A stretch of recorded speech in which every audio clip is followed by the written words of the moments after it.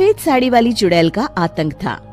चुड़ैल रात भर गांव में घूमती और गांव का जो भी आदमी उसे दिखाई देता उसे वो घायल कर देती। अरे कोई तो बचाओ, मर गया रे। एक रात हरिया अपने खेत से अपने घर लौट रहा था कि तभी अचानक उसके सामने चुड़ैल आ जाती है। अरे बाप रे, ये चुड़ैल कहाँ से आ गई? आज तो मैं गया काम से।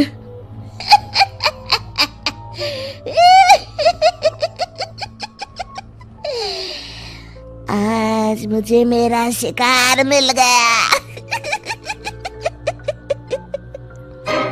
अरे चुड़ैल दीदी, मुझे छोड़ दो। जैसे ही चुड़ैल हरिया की तरफ बढ़ती है, हरिया वहाँ से भाग जाता है और अपने घर के दरवाजे पे पहुँचता है।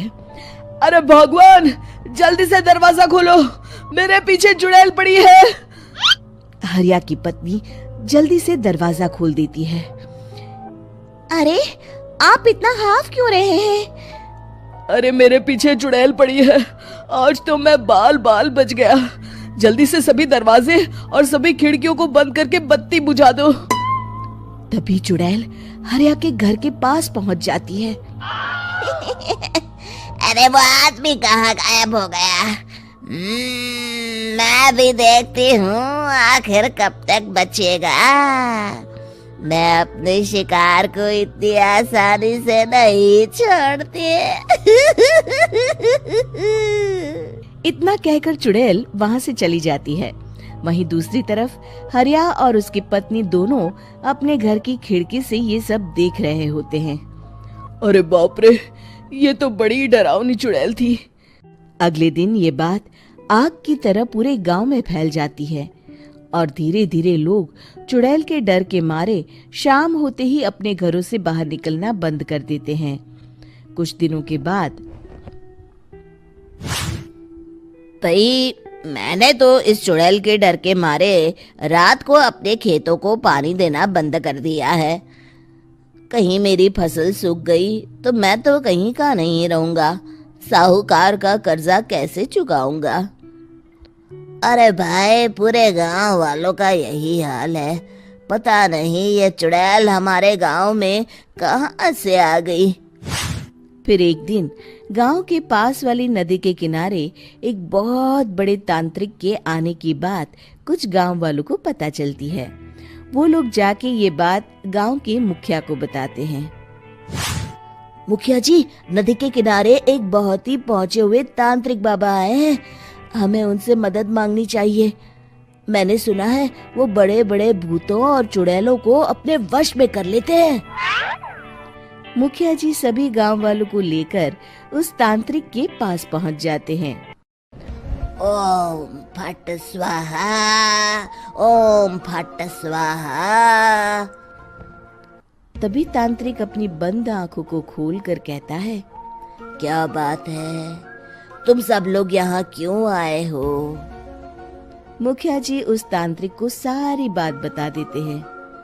अच्छा, तो ये बात है। और तांत्रिक अपनी आंखों को बंद कर लेता है। मैं देख रहा हूँ तुम्हारे पूर्वजों ने बहुत पाप किए थे, जिससे ये गांव अब श्रापित हो चुका है। उसी के फल स्वरूप तुम्हारे गांव में चुड़ैल आई है। ये चुड़ैल बहुत खतरनाक है, ये किसी को नहीं छोड़ेगी। हे भगवान, मर गए रे, अब क्या होगा? तभी गांव के मुखिया जी कहते हैं, बाबा, इस चुड़ैल से हम सबको बचा लीजिए, कोई तो उपाय होगा। इसका सिर्फ एक ही उपाय है। सभी गांव वालों को बारी बारी हर दिन अपनी आधी फसल उस पहाड़ी के ऊपर बनी काली गुफा में छोड़ के आनी होगी। तभी उस चुड़ैल की भूख मिटेगी और श्राप का प्रभाव खत्म हो जाएगा और तुम सब जिंदा बच जाओगे। सभी गांव वाले उस तांत्रिक की बात को मान लेते हैं और वहां से चले जाते हैं। फिर अगले दिन से रोज उस गांव के लोग बारी बारी से अपनी आधी फसल उस काली गुफा के पास जाकर रखाते। कुछ दिनों बाद हरिया की बारी आती है। बाप रे, आज तो मेरी बारी है उस काली गुफा में जाने की। क्या करूं, वो तो बड़ी खतरनाक चुड़ैल है। मेरे तो हाथ पैर कांप रहे हैं। फिर हरिया डरते डरते अनाज की बोरियां अपनी बैलगाड़ी में लाद देता है। तभी हरिया की पत्नी उससे कहती है, देखो जी, संभल के जाना और किसी भी हालत में शाम होने से पहले वापस आ जाना। उस चुड़ैल का कोई भरोसा नहीं है जी। हरिया बैलगाड़ी में बैठते हुए कहता है, भगवान, मैं क्या वापस आऊंगा? लगता है अब तो मेरी खबर ही आएगी। इतना कहकर हरिया वहां से चला जाता है। रास्ते में जंगल से गुजरते हुए हरिया की बैलगाड़ी का एक चक्का बड़े गड्ढे में फंस जाता है। हे भगवान, अब ये क्या मुसीबत है? हरिया नीचे उतर के पूरी ताकत से अपनी बैलगाड़ी को गड्ढे से निकालने की कोशिश करता है। बहुत देर मेहनत करने के बाद हरिया की बैलगाड़ी उस गड्ढे से बाहर निकल जाती है। हे भगवान, अब तो शाम होने वाली है। आज तो मैं गया काम से। जैसे तैसे हरिया काली गुफा में पहुंच जाता है। अरे मर गया रे, यहाँ तो चारों तरफ डरावना माहौल है। मैंने यहाँ आने में बहुत देर कर दी, कहीं चुड़ैल नाराज ना हो जाए। हरिया अनाज की बोरियां वहां रख के जैसे ही जाने लगता है, तभी उसे किसी के आने की आवाज सुनाई देती है। हरिया एक कोने में छुपकर अंदर देखने लगता है। चुड़ैल वहां आती है और फिर अपने चेहरे से नकली चुड़ैल का मुखौटा निकाल देती है।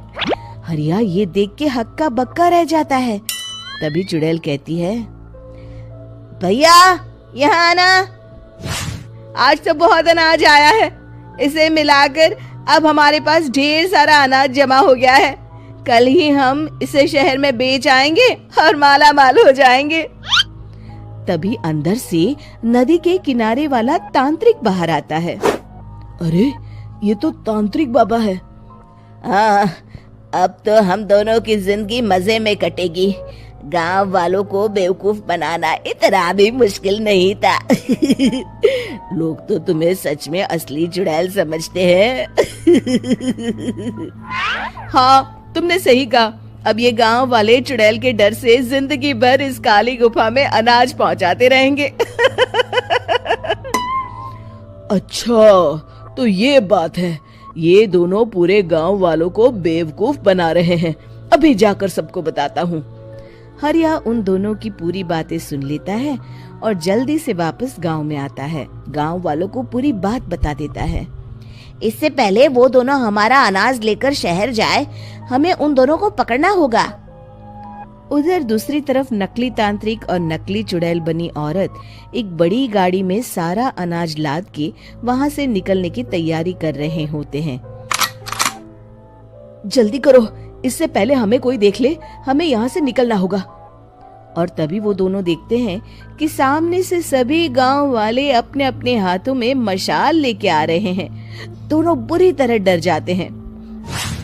रुक जाओ, तुम दोनों का भांडा फूट चुका है। अरे मर गए रे, ये गांव वाले कहाँ से आ गए? तुमने क्या सोचा इतनी आसानी से यहाँ से निकल जाओगे? ये अनाज हमने अपने खून पसीने से दिन रात खेतों में मेहनत करके उगाया है। दोनों मुखिया जी के पैरों में गिर जाते हैं। हमें माफ कर दीजिए, हम दोनों एक नंबर के कामचोर हैं। बिना मेहनत किए पैसे कमाना चाहते थे। हाँ हाँ, अब हम आगे से मेहनत मजदूरी करके पैसे कमाएंगे। हमें कुछ मत करना, हमें छोड़ दीजिए।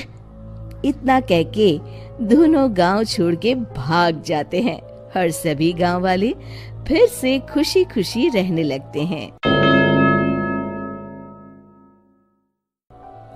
शिक्षा, तभी तो कहते हैं कि किसी भी समस्या का समाधान केवल सूझबूझ से ही करना चाहिए और कभी हिम्मत नहीं हारनी चाहिए। दोस्तों, हमें उम्मीद है कि आपको हमारी ये कहानी पसंद आई होगी।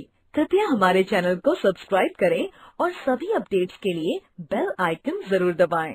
और हाँ, वीडियो लाइक और शेयर करना मत भूलिएगा। Bye bye.